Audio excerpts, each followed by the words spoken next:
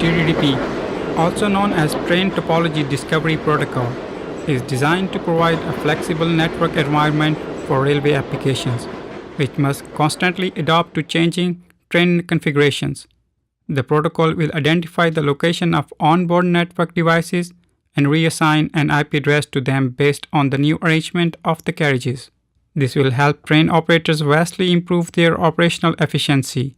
The following video clip will show how TDDP works.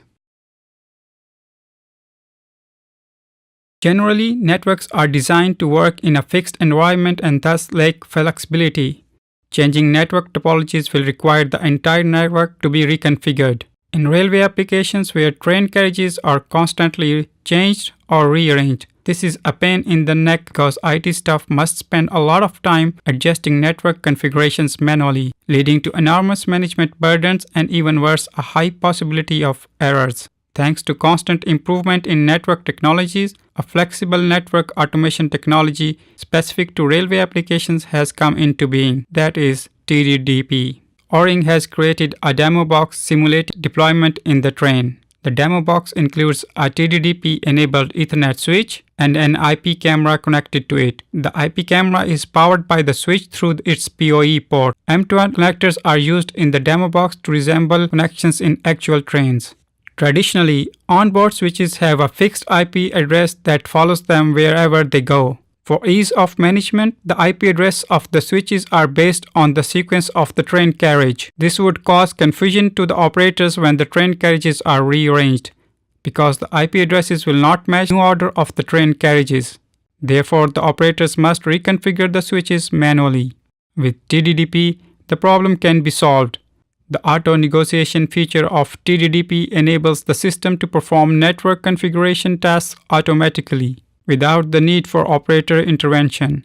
When carriages are changed or rearranged, the switch in the head carriage will negotiate with the switches in the other carriages and assign them an IP address based on the new arrangement of the trains. Hence, the system will always be able to reach a given device at a given train carriage.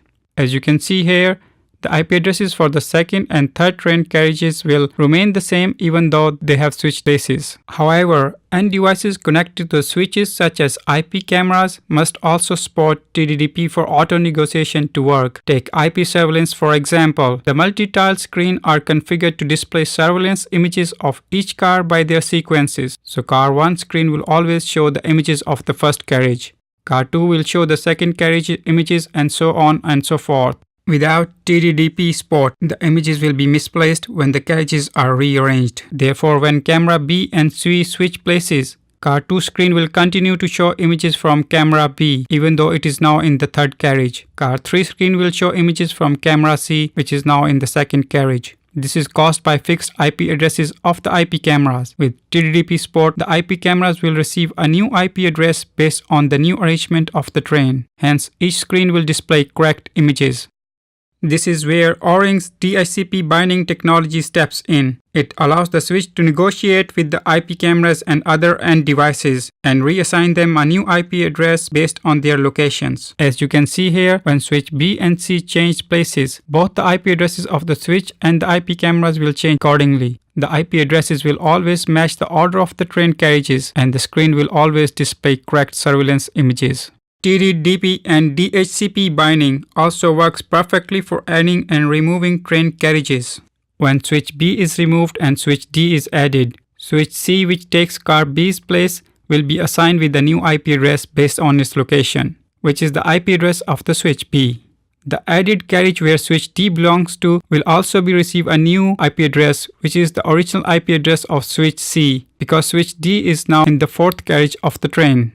When switch B and C are replaced with the new switches E and F, they will inherit the IP address of B and C due to their arrangement in the train consist. Therefore, the screen originally shows the images from switch B and C, now display images from switch E and F.